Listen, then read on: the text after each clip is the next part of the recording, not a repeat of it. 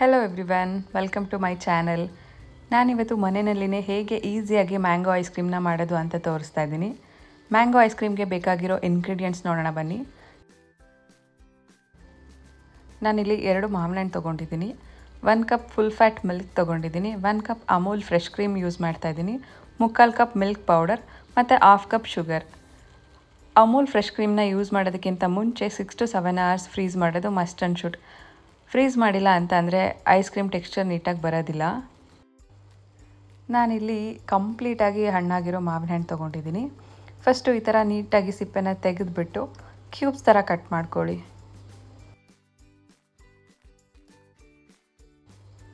ಎರಡು ಹಣ್ಣನ್ನು ನೀಟಾಗಿ ಕಟ್ ಮಾಡ್ಕೊಳ್ಳಿ. ನೀಟಾಗಿ ಕಟ್ ಮಾಡಿದಾದಮೇಲೆ ಇದನ್ನು ಯಾವುದಾದ್ರೂ ಏರ್ ಟೈಟ್ ಬಾಕ್ಸ್ಗೆ ಹಾಕಿ ಮತ್ತೆ 6 to 7 hours ಇದನ್ನು ಫ್ರೀಸ್ ಮಾಡಬೇಕಾಗತ್ತೆ. ಏರ್ ಟೈಟ್ ಬಾಕ್ಸ್ ಇಲ್ಲ ಅಂತ ಅಂದರೆ ಯಾವುದಾದ್ರೂ ಜಿಪ್ ಕವರ್ ಇರುತ್ತಲ್ಲ ಅದಕ್ಕೆ ಬೇಕಾದರೂ ಹಾಕಿಬಿಟ್ಟು ನೀವು ಫ್ರೀಸ್ ಮಾಡ್ಕೋಬಹುದು.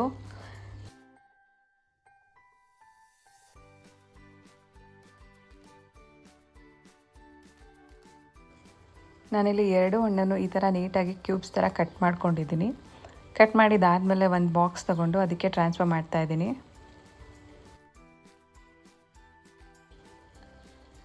ಈ ಥರ ಹಣ್ಣನ್ನೆಲ್ಲ ಹಾಕಿದ್ದಾದಮೇಲೆ ಕ್ಯಾಪ್ನ ಕ್ಲೋಸ್ ಮಾಡಿ 6 to 7 hours ಫ್ರೀಸ್ ಮಾಡಿ.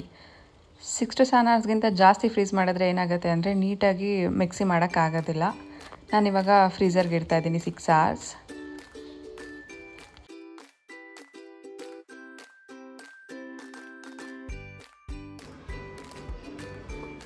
ಇವಾಗ ಇದು 7 hours ಫ್ರೀಸ್ ಆಗಿದೆ ಮತ್ತು ಓಪನ್ ಮಾಡ್ತಾ ಇದ್ದೀನಿ ನೋಡಿ. ಇದನ್ನು ಜಾರ್ಗೆ ಹಾಕ್ಕೊಂಡು ಮಿಕ್ಸಿ ಮಾಡ್ಕೊಳ್ಳೋಣ.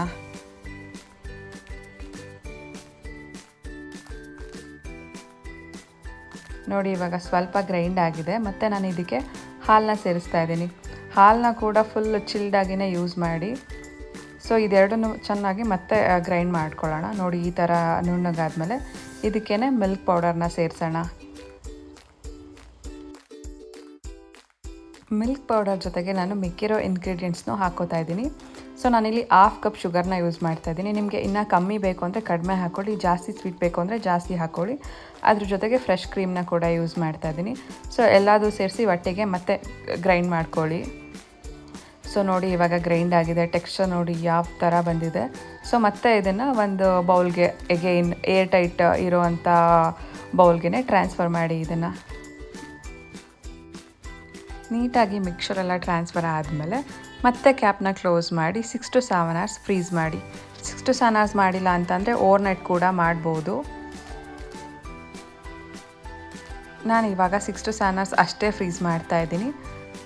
ನೋಡಿ ಇವಾಗ ಫ್ರೀಸ್ ಆಗಿದೆ ಮತ್ತು ಓಪನ್ ಮಾಡ್ತಾ ಇದ್ದೀನಿ. ಟೆಕ್ಸ್ಚರ್ ನೋಡಿ ಸೂಪರಾಗಿ ಬಂದಿದೆ. ಟೆಕ್ಸ್ಚರ್ ಅಷ್ಟೇ ಅಲ್ಲ, ಟೇಸ್ಟ್ ಕೂಡ ತುಂಬಾ ಚೆನ್ನಾಗಿತ್ತು. ಇದನ್ನು ಮನೆಯಲ್ಲೇ ಯಾರು ಬೇಕಾದರೂ ಈಸಿಯಾಗಿ ಮಾಡ್ಕೋಬಹುದು. ಆಚೆ ಕಡೆ ಸಿಗೋ ಮ್ಯಾಂಗೋ ಐಸ್ ಕ್ರೀಮ್ಗಿಂತ ಟೇಸ್ಟ್ ಅಂತೂ ತುಂಬಾ ಚೆನ್ನಾಗಿತ್ತು ಇದು. ನೀವು ಕೂಡ ಮನೆಯಲ್ಲಿ ಒಂದ್ಸಲ ಟ್ರೈ ಮಾಡಿ. ಮ್ಯಾಂಗೋ ಅಂತೂ ಎಲ್ಲರ ಫೇವ್ರೆಟ್ ಫ್ರೂಟ್. ನೋಡಿ ಐಸ್ ಕ್ರೀಮ್ ಎಷ್ಟು ಚೆನ್ನಾಗಿ ಬಂದಿದೆ. ನೀವು ಇದಕ್ಕೆ ಬೇಕು ಅಂದರೆ ಮ್ಯಾಂಗೋ ಸ್ಲೈಸಸ್ನ ಕೂಡ ಮಿಕ್ಸ್ ಮಾಡಿಕೊಂಡು ತಿನ್ನಬಹುದು. ರೆಸಿಪಿ ಇಷ್ಟ ಆಗಿದ್ದರೆ ಲೈಕ್ ಮಾಡಿ, ಶೇರ್ ಮಾಡಿ ಮತ್ತು ಚಾನಲನ್ನು ಸಬ್ಸ್ಕ್ರೈಬ್ ಆಗಿ. ಮತ್ತು ಮುಂದಿನ ವಿಡಿಯೋದಲ್ಲಿ ಸಿಗೋಣ.